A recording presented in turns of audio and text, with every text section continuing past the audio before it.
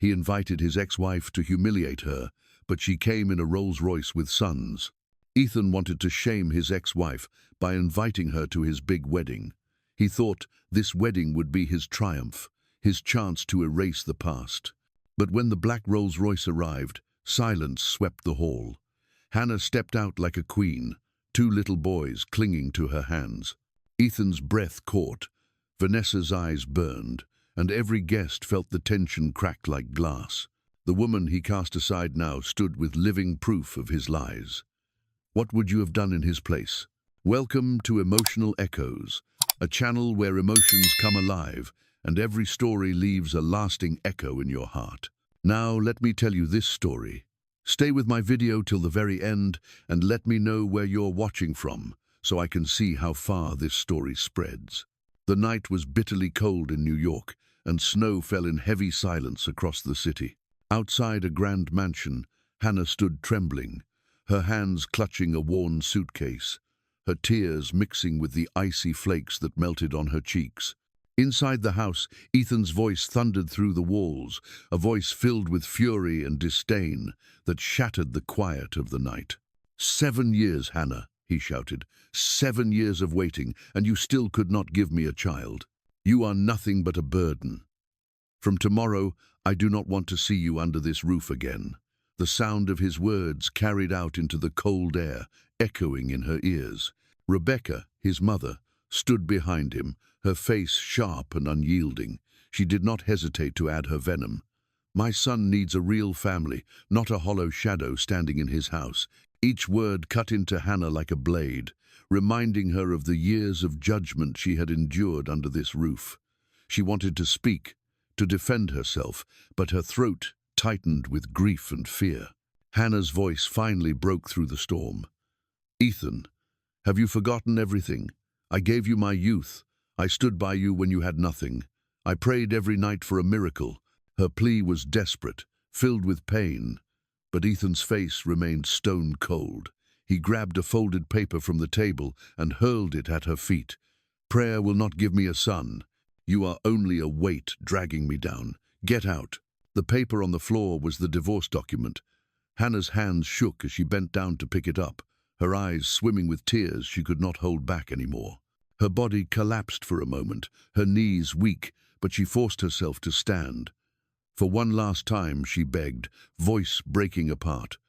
Please, Ethan, do not throw me away like this. But the only answer she received was the slamming of the door, loud and final, sealing the home she once belonged to. And so Hannah stepped into the snow, the suitcase heavy in her hand, her heart heavier still.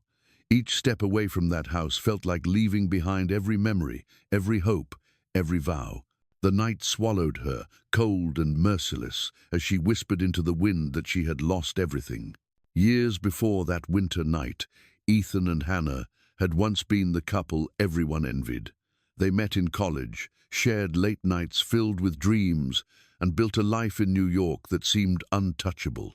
In the beginning, love was enough. But as the years slipped by with no child in their home, whispers turned to judgment. Rebecca's voice was the loudest, reminding Hannah at every family dinner that the Carter name had no heir.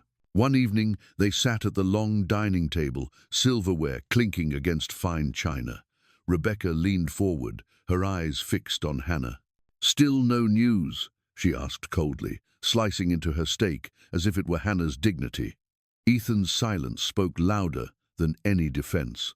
He stood abruptly, muttering that he had no appetite, and left Hannah sitting alone with her mother-in-law's sharp gaze cutting into her. That night, Hannah cried into her pillow, begging Ethan to stand by her, but his back remained turned. The distance grew heavier with every passing month. Ethan started working later, his eyes avoiding hers even when they shared the same room. Hannah tried everything. She visited doctors, lit candles in churches, whispered desperate prayers on her knees until they bled. But no matter what she did, the house felt colder. Love had turned into walls of silence, and silence soon turned into contempt. Arguments became their new routine. Hannah, trembling, once dropped to her knees, clutching his hands and pleading for just a little more time. Ethan pulled away, his face twisted with bitterness. His words pierced her deeper than any blade. "I need a real wife, not a useless ornament." Hannah froze, her heart shattering as those words settled into her soul like poison. By the 7th year, what had begun as a marriage of hope had eroded into ash. Hannah still clung to memories of rain-soaked kisses and shared dreams, but Ethan saw only failure every time he looked at her.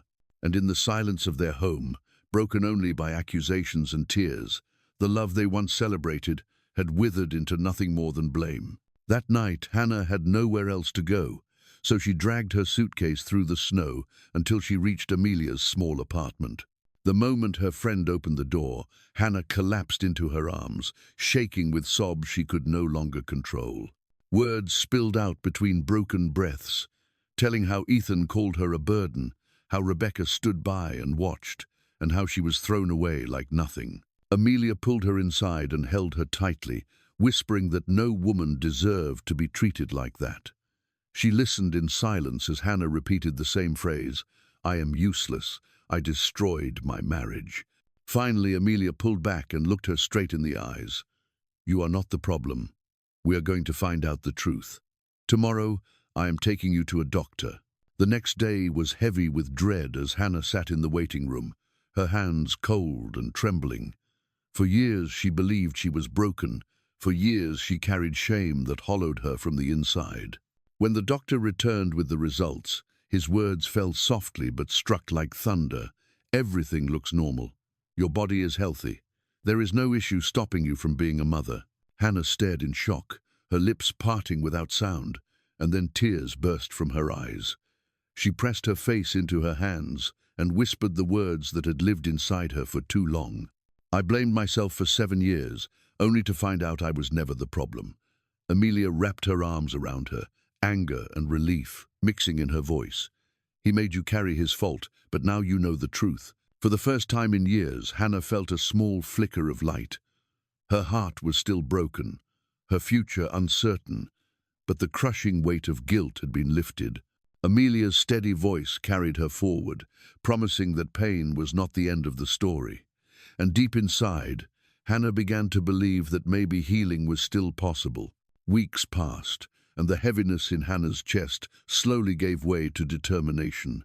She remembered the joy she once felt as a little girl standing beside her mother's stove, tasting soups and learning how to season with care.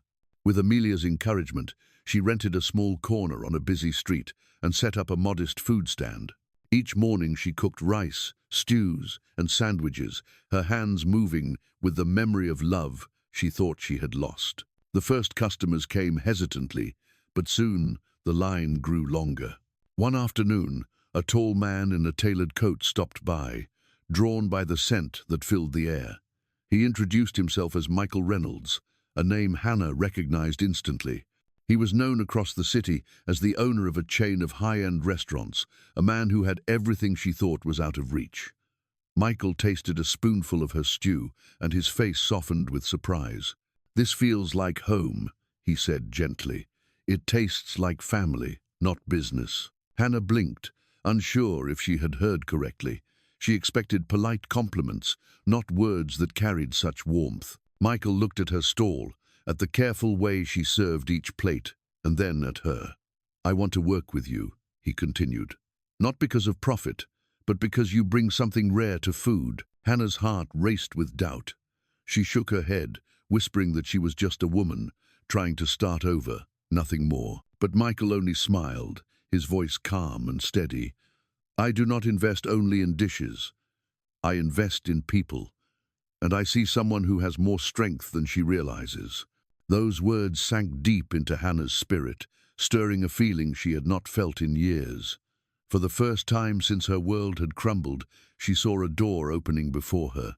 The pain of the past still lingered, but in that moment, a spark of hope returned, and the possibility of a new beginning lit her path. The small food stand that once barely paid for rent grew into a restaurant with warm lights and steady customers. Hannah poured herself into the work, learning, failing, and rising again, while Michael guided her without ever holding her hand too tightly. He gave advice when asked, introduced her to trusted partners, and always reminded her that she was the one steering her own ship. Within 2 years, Hannah's name was no longer whispered with pity, but spoken with respect. She became the woman who built something from ashes, the woman whose dishes carried the taste of comfort and home. Every success felt like a quiet victory against the nights she cried alone in the snow. Still, there were evenings when Hannah sat across from Michael after closing, her eyes drifting to memories that still hurt. She told him about the nights Ethan's words echoed in her head, about the fear that she was not enough. Michael never rushed her, never silenced her pain. Instead, he leaned in and said softly that he was not here to replace what she lost, but to help carry what was too heavy. Those words melted walls she thought would never fall. She noticed how Michael's presence felt steady, like a harbor she could finally rest in. Slowly, she allowed herself to laugh again, to share small joys, and to believe that love did not always come with chains of judgment. When Michael asked her one evening to share not just her work but her life, Hannah's heart no longer trembled with fear. She looked at him, at the man who saw her strength when she could not see it herself, and she said yes. Their wedding was quiet, nothing like the grand halls of her past. But for Hannah, it was richer than gold. She had found not just success, but a love that grew from respect and healing. Months into her marriage, Hannah noticed her body changing in ways that frightened her. She told herself it was only exhaustion from long hours at the restaurant, but deep inside, fear whispered another possibility. Michael urged her to see a doctor, but as she sat in the clinic, her hands clutched the edge of the chair, her thoughts raced. What if the doctor said no again? What if life was only teasing her with false hope? When the doctor returned, his eyes were kind, his smile gentle. "Congratulations, Hannah. You are pregnant." The words echoed in her mind, but her lips trembled with disbelief. She shook her head, whispering that there must be a mistake, that her body had betrayed her too many times before. Tears streamed down as she asked if tests could be wrong, if the hope could slip away as quickly as it came. The doctor reassured her, showing the results steady and clear. Her heart pounded so hard she thought it might burst. Michael pulled her into his arms, his own tears falling freely. "You are the greatest gift of my life," he said, holding her as if she might vanish.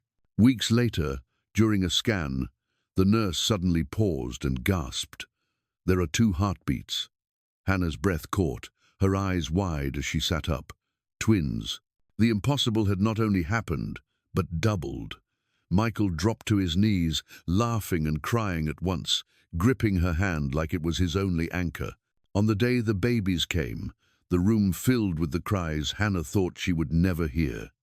She held the boys close, their warmth against her chest, and whispered through tears that God had restored her honor. Love had crushed every lie that once haunted her. Michael kissed her forehead, whispering again that she was never broken, never the problem, and now she had proof in her arms. The nurses smiled softly, the air thick with joy. In that moment, years of shame melted away, leaving only the miracle of a family complete at last. The wedding hall glittered with crystal chandeliers, violins playing softly in the background. Guests in shimmering gowns and tuxedos raised their glasses, celebrating the union of Ethan Carter and Vanessa Brooks. Ethan stood tall at the altar in his crisp white tuxedo, a man who thought he had finally replaced his past with something brighter. Vanessa glowed beside him, her smile fixed, her dress sparkling under the lights. The ceremony seemed flawless, until the echo of car doors outside silenced the music. A black Rolls-Royce pulled up to the entrance. All eyes turned as the doors opened. Hannah stepped out in a flowing blue gown, her hair pinned back, dignity in every step. On each side, her twin sons clutched her hands, dressed in matching suits, their faces innocent and curious. Gasps rippled through the hall. Guests whispered in disbelief. "That's Hannah. She has children." Ethan's face drained of color, his lips parting without words. Vanessa's smile faltered as she tightened her grip on his arm. "You told me she was barren," she hissed through clenched teeth. "So who are those boys, Ethan?" His silence betrayed him more than any confession could. Hannah walked calmly down the aisle, her presence commanding the room. She stopped near the front, her eyes steady on Ethan. Her voice, soft yet cutting, carried across the hall. "You once called me a curse. You told the world I was nothing. But look at me now. Tell me, Ethan, who is cursed?" The guests erupted into murmurs, some covering their mouths, others shaking their heads. Vanessa's face twisted with rage as she pulled away from Ethan. "You humiliated her. You built your pride on lies. And now you humiliate me." She raised her voice so everyone could hear. "I traded my dignity for your name, Ethan, and now your name is nothing but filth." She tore the bouquet from her hands, throwing it onto the marble floor. "Do you know what I see when I look at her? A woman stronger than you ever deserved. And what do I see when I look at you? A coward, hiding behind arrogance." Her words landed like knives, each one sharper than the last. Guests gasped, some even clapping softly at her fury. Ethan reached out desperately, but Vanessa stepped back, eyes burning. "I would rather walk out of this hall alone than tie myself to a man who destroys everything he touches." Her gown swirled behind her as she stormed toward the exit, her bridesmaids scrambling to follow. The door slammed, leaving Ethan exposed and trembling. Hannah did not smile, did not gloat. She simply bent down, kissed her sons' heads, and whispered for them to sit nearby. Then she looked at Ethan one last time. "You wanted me broken. Instead, I stand whole. My life has moved forward. Can you say the same?" The hall fell into stunned silence. Cameras clicked, capturing the moment. A woman once cast into the snow returned with her dignity intact. Ethan's hands shook as his lips moved without sound. And Hannah, calm and radiant, sat with her sons, her quiet strength filling the room more than any speech could. After the wedding disaster, Ethan's world began to collapse. His phone stopped ringing. Friends who once praised him now avoided his calls, and business partners quietly withdrew. In the silence of his penthouse, Rebecca broke down, her voice trembling as she admitted that both mother and son had destroyed a good woman with their pride. She wept, saying they had blamed Hannah for years, when they never once questioned if the fault might lie elsewhere. Ethan could not deny it anymore. He confessed that a doctor had told him years ago about his fertility problems, but he had buried the report and chosen to hide behind arrogance. It was easier to call Hannah barren than to face his own weakness. Now the truth was everywhere, whispered in offices and printed across the news, and his empire shook beneath the weight of shame. One evening, unable to bear it, he found himself standing at Hannah's door. When she opened it, Ethan fell to his knees, his suit wrinkled, his eyes swollen from sleepless nights. He begged, his voice cracked and raw, admitting that he had ruined the only person who had ever truly loved him. He said he did not deserve forgiveness, but he needed to say it out loud before he broke completely. Hannah stood still, her children playing softly behind her, the warmth of her new life glowing around her. She looked down at the man who once threw her into the snow, and her voice was calm, almost tender. "You destroyed me once, Ethan, but I rose again. I do not carry hatred anymore."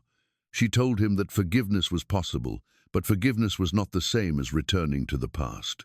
Ethan lowered his head, tears dripping onto the floor, the weight of his pride finally crushed. Hannah closed the door gently, not in anger, but with peace in her heart. The balance had shifted. The man who once stood above her was now broken, and the woman who was cast aside had become whole. Hannah stood in the doorway, with Ethan still kneeling before her, his shoulders shaking under the weight of everything he had hidden for years.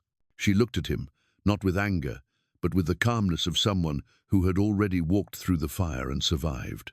Her voice was soft, yet it carried the strength of truth. "I am not angry anymore, Ethan. I forgive you, but forgiveness does not mean returning to what was broken." Ethan lifted his eyes, filled with tears that refused to stop. For the first time he faced the emptiness inside him, the cost of his pride, and the loss of a love he had once taken for granted. His sobs filled the quiet room as he whispered that he did not know how to live with the shame. Hannah's gaze did not waver. "You will learn," she said gently. the same way I learned to live without your approval." Behind her, the sound of small footsteps filled the space. The twins peeked from the living room, their innocent faces a reminder of everything Hannah had gained. Michael stepped closer, his hand resting lightly on her shoulder, steadying her without words. In that moment, Ethan saw what he could never reclaim: a family built on trust, a love built on kindness, and a woman who had found her worth. Ethan lowered his head again, broken in a way no wealth could fix. He whispered thank you, not for taking him back, but for giving him a release he did not deserve. Then he rose slowly, his body heavy with regret, and walked away into the night, leaving behind the only woman who had ever truly loved him. Hannah closed the door, her heart at peace. Days later, the scandal faded from headlines, and life returned to its rhythm. Hannah poured her energy into her family and her work, no longer haunted by the past. She had carried pain for years, but now she carried something greater: a love that restored her, children who gave her purpose, and a man who cherished her, not for what she could give, but for who she was. One golden afternoon, Hannah, Michael, and the twins walked through Central Park. The boys chased each other among the leaves while Michael held her hand. Hannah looked up at the sky, the sun casting a warm glow across the trees, and she felt a quiet gratitude settle deep inside her chest. She whispered words that only her heart needed to hear.